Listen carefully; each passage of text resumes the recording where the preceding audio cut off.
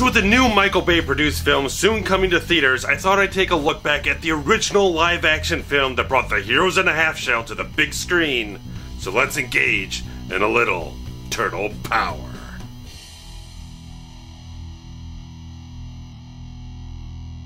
A baffling crime wave is spreading through New York City, terrorizing its citizens with swift silence, leaving no eyewitnesses to the crimes. However, TV news reporter April O'Neil believes it is the work of a Japanese organization called the Foot Clan, led by the mysterious and threatening Shredder. But when she comes too close to exposing them, she is saved by a foursome of unique heroes. Mutated by a radioactive substance called ooze, these humanoid ninja turtles have become the shadowy saviors of the city under the guidance of their sensei Splinter. They are soon joined by the vigilante Casey Jones in their battle to free the city from the strangling grip of this frightening and dangerous enemy.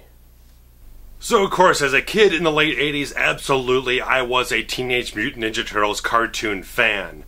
And the Turtles started out in a comic book form in a much more violently graphic, darker style than what you've seen in a lot of the mainstream stuff that they've been adapted into.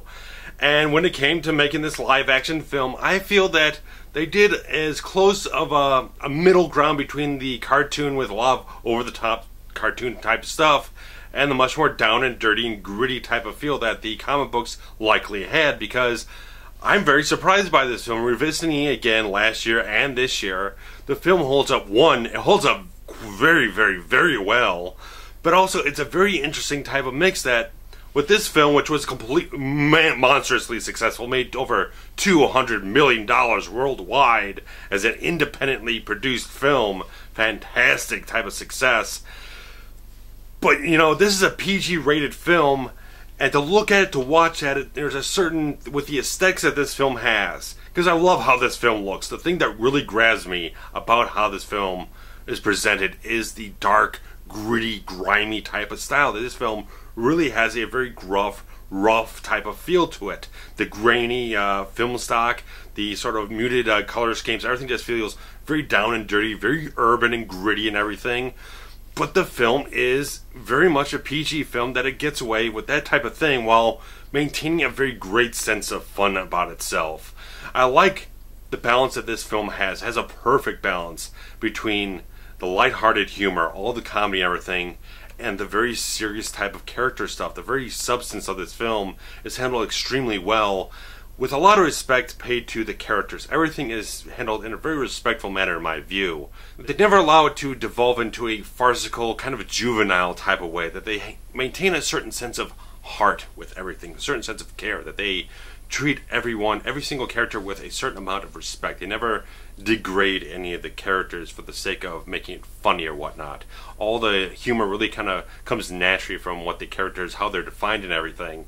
Obviously, the Turtles themselves, they're teenagers, so they sort of have a certain growth that they have to go through in the film in a certain way, from a little bit more adolescent type of behavior to a bit more maturity that some of them gain along the way. Certain, like Leonardo has to kind of come a little bit more into his own as a leader.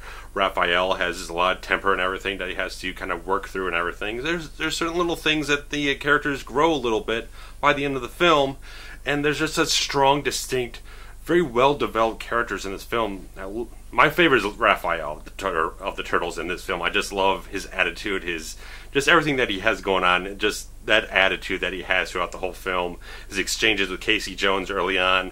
I just love Raph in this whole thing. It's just very fun, interesting, complex type of character in a certain way, but every single one of the characters just has their own distinct type of style that is very, that can draw certain people in, that you can identify with one character or another depending on what kind of personality you have. And I think just everyone plays roles so perfectly in this film. For one, I love Judith Hoag as April O'Neil. I think she does a great performance in this film as this character, just embodying that spunky, spirited quality of the character, just trying to show that this is a tough lady, that she is going after these very hard-hitting, dangerous stories, rattling cages throughout the city, just trying to shake loose exactly what's going on these streets. And I love just her warm quality. She's got a lot of heart, a lot of charisma, a lot of charm to her. But it really is, once you get April O'Neil and Casey Jones together in this film, there's such a great a back and forth, friction-filled chemistry between the two. Very much kind of struck me as a bit of a Han Solo, Princess Leia type of thing. And Casey Jones, portrayed by Elias Koteas, who I love. I think he's a fantastic actor. He's done such a great wide range of work in so many great films. I think he's a very underrated type of actor. I love him in this film. I think he's fantastic as Casey Jones. This really cool hero in the film that's got a lot of attitude to him, but not the smartest guy. He's a bit of a lunkhead. He's April kind of correctly identifies him as a 9-year-old in a man's body. So this guy doesn't quite have the subtlety or the tact or whatnot, but he's got a great chemistry with Judith Hoag in the film. They just have this great back and forth banter and everything that really kind of that romantic chemistry that builds out of that kind of friction. I love Donatello kind of saying, it's kind of like moonlighting, isn't it? So I love Elias Koteas in this film. I love the character of Casey Jones. He's just a great fun addition to this whole thing. And it's kind of a shame that they didn't bring him back until the third film, which is pretty much regarded as the worst in the series. But I love both actors that do a great job, and unfortunately Judith Hoag was not brought back for the sequels, but I think she does a wonderful job. I love her in this film. She does a great job in my opinion. And switching over to the darker side of things, the Foot Clan, the Shredder. There's such a great, dark, violent sort of presentation of the Foot Clan. Shredder is shown in shadows in the first case and everything, really adding a sense of mystique and atmosphere around this guy, a very dangerous, lethal type of air to him and everything. And everything in the films regarding the Shredder is really handled with a great sense of weight and gravity and everything. I love what they do with the character every single step of the way. I think they do a great job presenting the Shredder as a very serious, lethal threat in this film.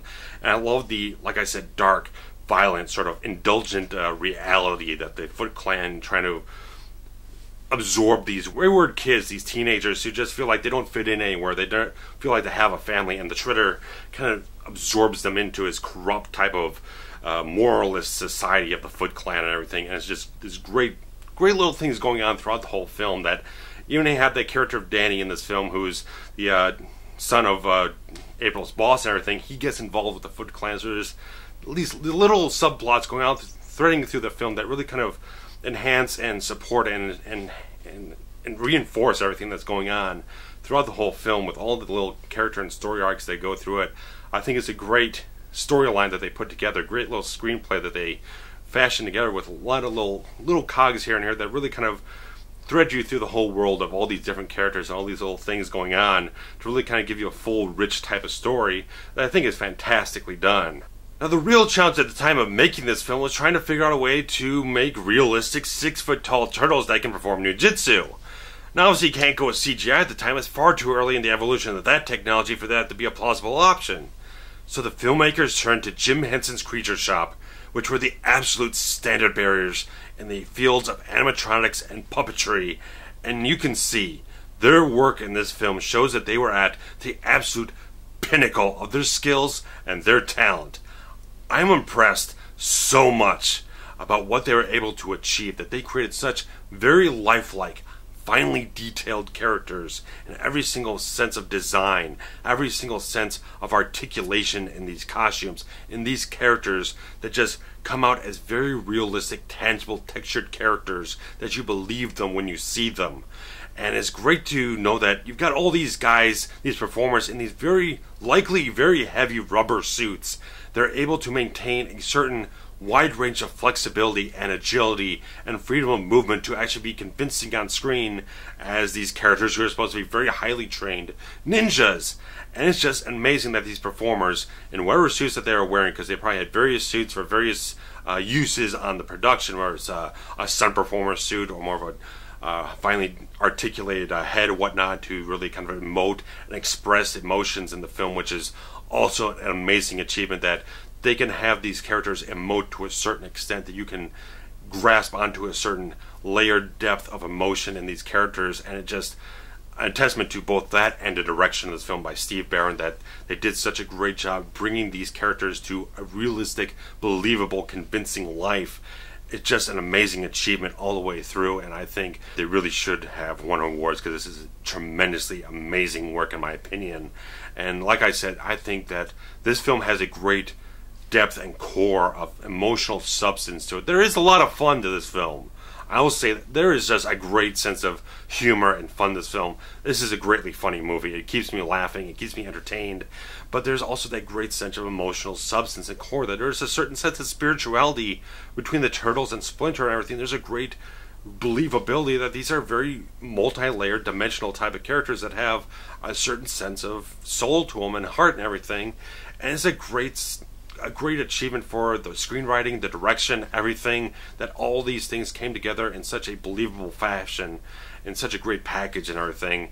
It's just an amazing achievement for the time, and I think it still holds up convincingly, beautifully today. I think it's just still a film that really stands the test of time, in my opinion, that these are not dated effects in every single way. Maybe a little bit of the mouth articulation could be a little stronger, a little more enhanced or whatnot, but you know what? Everything else is just so superbly done, with a great sense of care and attention to detail and everything. And beyond that, obviously, because you gotta have action. It's Ninja Turtles. You gotta have ninjas. You gotta have some great fight scenes. I think the choreography in this film is very pleasing. It's not the most dynamic, not the most fantastic stuff you've ever seen, but it works so perfectly for what they have to work with. Because they fight in a lot of very enclosed spaces, so you can have a lot of large moves, so they really use a lot of creativity and everything in what they do in a lot of the cases, and just they add in such a great sense of fun with all the action sequences, having the Turtles come up with different antics, various unique ways of fighting the Foot Clan and everything. It's just there's just such a great sense of entertainment value throughout this film that even though they're employing a very kind of grounded type of gritty style to it, kind of giving a dark visual, but they keep things light and fun for the majority of the time, and they just keep things in a positive light. Even though there is darker aspects of the film, it never gets too dark, but obviously there were critics at the time, parents and everything, saying the film was too violent and whatnot. But you know what, I have loved this film since I was about age 10, and I still love it today. It's just amazing that almost a quarter century later that this film still holds a place in my heart and still holds up to me. Because there's certain films I saw as a kid that just don't hold up as well, where whatever it is just doesn't hold up as well. And this film holds up in every single aspect and whatnot. And I love the score in this film. I think it's such a great, catchy score that is stuck in my head since day one. I cannot get the great themes that this film has in that score out of my head. There's such catchy, such good pop type of sensibility to the score of this film. And there's a couple of rap songs and whatnot that really kind of have employ and try to kind of enhance the kind of darker, grittier, urban type of feel with the film. It just, every single sense, every single aspect of this film just hits it right on the head and complements each other, and all just holds up remarkably well after all these years. Almost 2.5 decades later, I think it's still a very tightly paced, fantastically entertaining film that does everything right. But I'll say that this original Teenage Mutant Ninja Turtles film is just a greatly fantastic, entertaining film with great, vibrant, charismatic characters, with a lot of great care and attention and heart put towards everything, that you can just see that everyone involved with this thing really had a lot of passion, a lot of care for what they were doing, and it just shows through beautifully on screen. And I actually positively recommend it for anyone who has any interest in the Turtles. If you want to go see a really good Ninja Turtles film, I really recommend this film a hell of a lot. Even though the other the sequels that came after really kind of veered more towards the cartoony and campy, a bit cheesy type of side, and eventually degraded in quality, this one holds strong very, very solidly in every single aspect. I just cannot give it a higher praise. I think it's surprising in a lot of ways. You might not expect as much emotional substance to the core of this film that you'd expect from the general concept that you might have saw with the cartoon series or whatnot, but they really put a lot of extra effort into every little thing in this film and made it worthwhile to make this film, and I just love it. So if you got any comments or whatnot to put towards this film of the Ninja Turtles, or anything Ninja Turtles in general, the various cartoon series, what your favorite turtle is, like I said, I really love Raphael in this film, but outside of the Turtles, Casey Jones really is just a very entertaining, charming type of scoundrel type of character. He just has that certain amount of charm, and like I said, Elias Koteas, I love him as an actor, and just this is a joy of a film to watch with a lot of different actors and a lot of different performances. But before I ramble on, I'll cut myself off and just Post your comments below about what you love about the Ninja Turtles, if you like this film a hell of a lot, or if you're, for some reason, looking forward to the new Michael Bay produced one, which I am not. But this is my entry into the Turtles mythos and fandom and everything in Forever Cinematic territory. So post some comments, hit some like buttons, hit the subscribe button if you're interested in seeing more of RavensFilm Productions, which will have some short films coming up later this year, and we already got some things up here that you might find interesting. So go ahead and check things out around here, and if you like the review and you want other people to check out the original Turtles film, go ahead and share the link around, and I'll be back in due time with a little bit more content. Take care. Bye-bye.